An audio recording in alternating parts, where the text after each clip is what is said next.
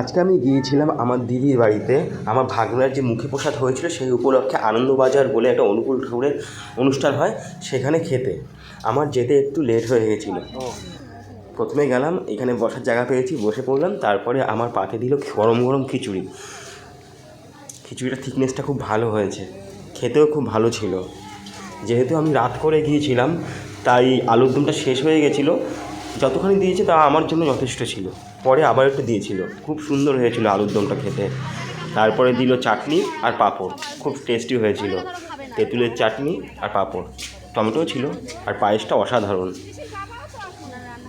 পাঁপড় দিয়েও খেয়ে দিয়েছি, ভালো লেগেছে।